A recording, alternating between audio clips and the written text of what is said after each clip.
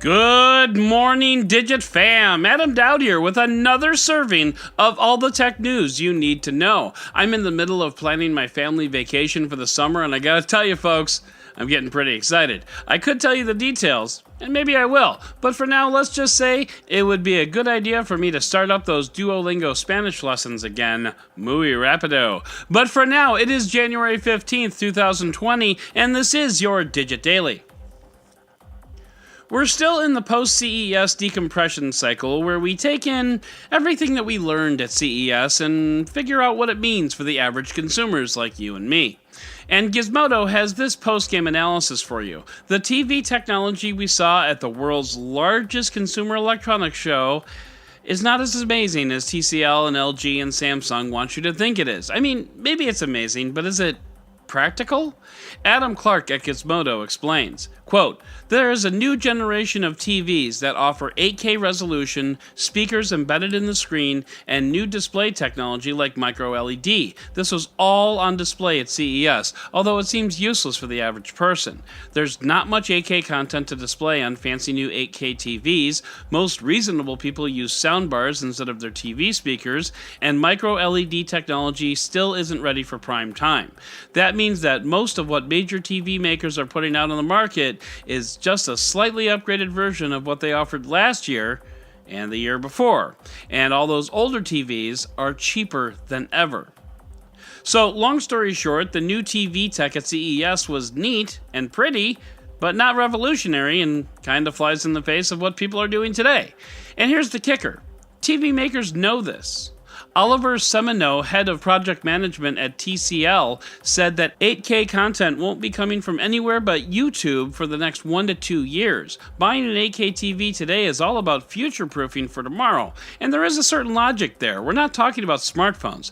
Thankfully, people don't swap out TVs every 2 years. So if you buy a 4K TV today, in the next 2 years when 8K does really start to come out, you'll be stuck with a measly 4K screen, and then all your friends will laugh at you. Except no, they won't, because they'll all have 4K TVs too, and even the one D-bag friend of yours who is always trying to one-up everybody won't be able to tell the difference between a 4K TV and an 8K TV, and stop being such a dick, Josh. Sorry. For now, a 4K TV is going to run you about $500. An 8K TV will run you about $5,000. I don't really need to do the math for you, do I? Remember, this is not the first time we've talked about cheap TVs because, well, they're super cheap. 4K HDR TVs for $500 are a dime a dozen, and now that I think about it, that metaphor really doesn't make sense in that context. But what all this means is, sure, you can buy a new TV this year, just don't buy the latest TV. If you're on a budget, give TCL's 5 Series a look, or 6 Series if you're feeling saucy. If you want a more premium option, check out the LG OLEDB9P series for a gorgeous screen at a still affordable price. Links to all those are in the show notes, and once again, if you buy from that link, it won't cost you anything, but you're helping out the show, so thank you very much. So while you all whip out your credit cards and send a little extra cash to support the show you all love, let's head into the roundup! I noticed this deal a couple of days ago, and I grabbed one actually, but the Kindle Paperwhite is on sale at Amazon right now for the same price it was on Black Friday. I got one for my wife for Christmas, and she loves hers.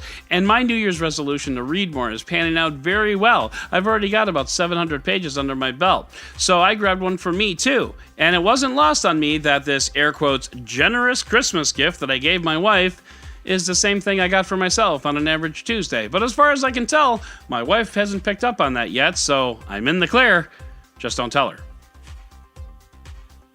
Sensor Tower published its report of app performance in 2019, and to the surprise of no one, Disney Plus was the top app of Q4 2019. The launch of a streaming service was almost its own undoing, as the app experienced server issues of 10 million people all trying to watch The Mandalorian all at once. Disney put forth some aggressive marketing and pricing and bundling, so the award for the biggest app of Q4 2019 was well earned. There are some other insights in the report, notably about Call of Duty's switch to mobile, which as of today I have played a grand total of once, and TikTok's buzz during the year. Whether or not TikTok will still be a thing 2 years from now remains to be seen. There are only so many songs to be lip-synced after all. I'll tell you, man, if Milli Vanilli were around today, they'd be huge. And that's an old person's joke. Let's move on. Google is developing a weather forecast system that uses neural networks to determine weather forecasts rather than, actual atmospheric physics. Current weather models use physics to determine when and how much it'll rain. The only problem is it takes several hours to compute all that, so it's not terribly timely. What Google's model does, it looks at the current weather and the weather in the near past and predicts where it'll move next. So, when you're looking at a rain map and you see the big green blob moving across the city, basically it does that and predicts where the blob will be next. It's not the most scientific way of doing things, but allows a much faster turnaround. But let's be honest here. However you're predicting the weather, you're gonna be wrong. So whether it's not actually raining an hour from now or 10 minutes from now, you still have to carry that damn umbrella to the office even though you know you're not gonna need it. Thanks, Google. And finally, and I really only bring this up because I literally just finished watching Catch Me If You Can on Netflix last night. Wired did a profile of Frank Abagnale, a con man from the late 70s. If you haven't seen the movie, I'll play my favorite part of it before I go. But the movie itself is delightful. Abagnale outlines just how much conning has changed over the years from the time he did it compared to today. It's a fascinating read, and a little frightening, and if I were still on Facebook, I'd go change my profile picture right away. And you might be thinking that this podcast episode wasn't as funny as others in the past. Maybe you thought I was, a little too serious today. How come you're so serious all the time? Does it bother you, Mr. Anders? Yeah, it does bother me. Does it bother you, Mr. Fox? A little, I guess. Oh, would you like to hear me tell a joke? Yeah, we'd love to hear a joke from you. Knock, knock. Who's there? Go f*** yourselves. Tom Hanks, everybody. So that's going to do it for today's Digit Daily. If you'd like to learn more about any of these stories, check out the links in the show notes and subscribe to our daily newsletter on Digit.com. And if you like what you heard, subscribe, leave a review, and don't forget to tell your friends about DigitDailyPod.com. Once again, I'm Adam Doud, Dead Technology on Twitter, and we'll talk again tomorrow.